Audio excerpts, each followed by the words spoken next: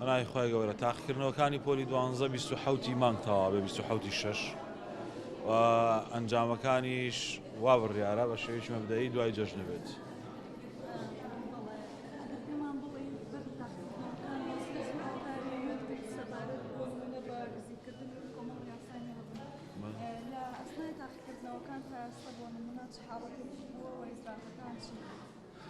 ئێمە پێش تاقیکردنەوەکان سەرەتا ئەم ساڵ زۆر جیاواز بوو لە هەموو ساڵانی ڕابردوو. تیمێکی هەماهەنگی هاوەشمان لەگەڵ هەموو دام و دەستگاکانی ئاسایش و پۆلیسا هەیە بەڕاستی لەسەر ئاسی وەزارەت لەگەڵ ئاسایش و لەسەر ئاسی بەڕێوەبەرایەتی گشتی پارێزگاکانیشمان لەگەڵ بەڕێوەبەرایەتی پۆلیس هەماهەنگیشی باشەیە. سووریان نەکردووە، هەموو لایەک هاوکاری ئێمە بوون. بەر لە دەستپێشی تاقیکردنەوەکانی پۆلی نۆش هەڵمەتێکیان کرد و کۆمەڵی خەڵکیان دەستگیر کرد لەسەر سکاڵای ئێمە. لەناو تاقیکردنەوەکانی پۆلینەوە پاش تاقیکردنەوەکانی پۆلی نۆش ئەم کارە بەردەوام بوو و پێش دەستپێشی تاقیکردنەوەی پۆلی 12 بەردەوام بوو. لەناو پرۆسەکەش ئەتا پێرێ بەسەر پێرێ خەڵکی دیکە گیراوە کە کاریان فریودانی قوتابیان بوو. ئێمە داوامان لە قوتابیان کردو کە لەو بابەتانە دوورکەونەوە. ئەم ساڵ ئەلحەمدولیلا تا ئێستا هیچ حاڵەتێک لە دەستمان دەرنەچۆی کە پێویست بووێ و گرنگ بووێ بەلامانەوە کە مەترسی لەسەر قوتابیان دروستەکە و فریویانەدا و بە ئاراستەیەکی هەڵایان نابا. ئێمە چاومان نەپۆشیوە و هەموو ڕێکارێکمان گرتەوە و ئەوەی ئەم ساڵیش کردومانە دەتوانم بڵم جوودێکی زۆر زۆری استیسنایی بوو. سپاس بۆ هەموو هێزەکانی ئاسایش و هێزەکانی پۆلیس کە هاوکارێکی زۆر باشی وەزارەتی پەروەردە بوون. هەر یەکێک لەوانەی کە بازرگانێکی نامەشروعەکە بە فریودانی قوتابیانەوە لە تۆڕە کۆمەڵایەتیەکان لە ڕێگەی پرسیارەوە ئەو برادرانی ئاسایش شوێنیان دیاریەکەن و دەستگیریانەکەن. ئەم پرۆسێدا دوای ئیمتیحاناتیش بەردەوامە. ئێمە پاریش کردومانە، بەڵام هەڵمەتەکەی ئەم ساڵ زۆر فراوانە. ئەگەرنا پار لە دوای تەوابوونی ئیمتیحانات بیرم دێ لە 26 نۆ ئێمە بەردەوام بووین لە سکاڵاکانمان 26 نۆی 2022 بەردەوام بووین لە سکاڵاکانمان و خەڵک دەستگیر کراوە و دراوەتە دادگا و حکمیشی خواردووە. واتە ئێمە دوای ئیمتیحاناتیش لەوانەی کە ئەم کارانەیان کردووە هەر لەگەڵیان بەردەوامە بین، یان ئەو پەیجانەی کە ئێستاشەکەم ماوێتن لەگەڵ ئەوانە هەر بەردەوامە بین و ڕوبەڕووی دادگایانەکەینەوە لەوە دڵنیا بن کە ڕوبەڕووی دادگایانەکەینەوە و پشتیوان بە هێزەکانی پۆلیس و ئاسایش.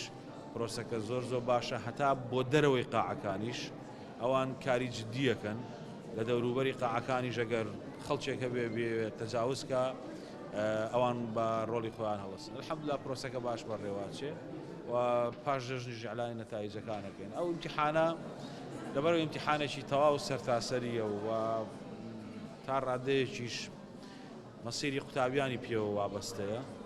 لەبەرەوە هەموو جهودێکی استیسناییمان بۆ کردووە لەگەڵ هەموو وەزارەت و دەوایری معنی لە هەموو شوێنێک.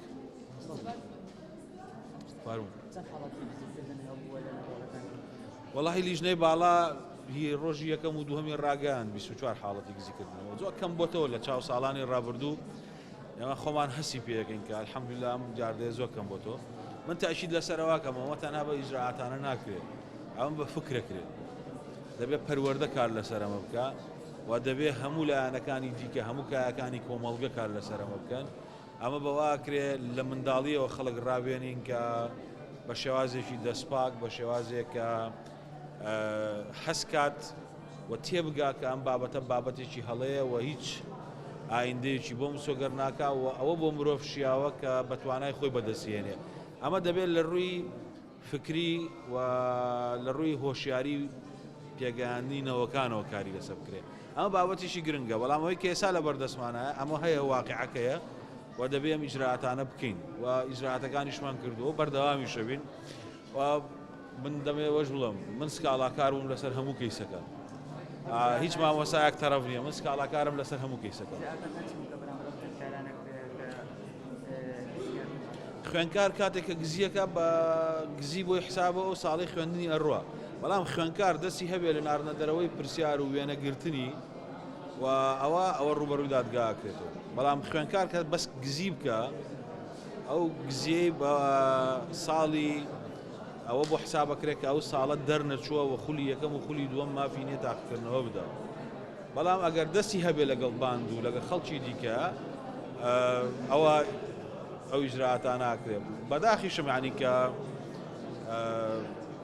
نەدەبوو لە ساڵانی ڕابردووتریش ئەم بابەتانە ئاوا بووە دەبوو ئیجراعاتی زۆر حەریز لەسەر ئەم بابەتانە بکرا لەلایەن هەموو دام و دەستگاکانی حکوومەتەوە بۆ ئەم جاردەیە زۆر تەشەنە نەسەنێ.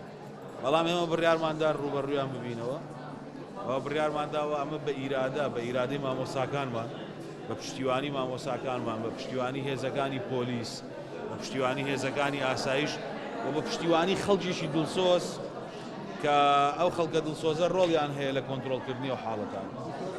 پاکش بەردەستێنگونینە ساڵی داهاتی وحیەکە تەقافی بۆ خەڵکی چیکەن کویتر بەشکردن و هەرچشتان باسی ئەومان کرد کاک چەکدار ئاماژەم بۆدا کە ئەم بابەتە بابەتێکی فکریە دەبێت لە ڕێی پرۆگرامەکانی خوێندنەوە. بەڵێ پرۆگرامەکانی خوێندنی ئێمە چەندین ئاماژە و دەستەواژەی تیا بۆ دەستپاچی بۆ ڕازگۆیی بۆ دوورکەوتنەوە لە گزیکردن لەمانە بەڵام ئەمە پێویستی بە تەقوێکردن هەیە بەڕاست.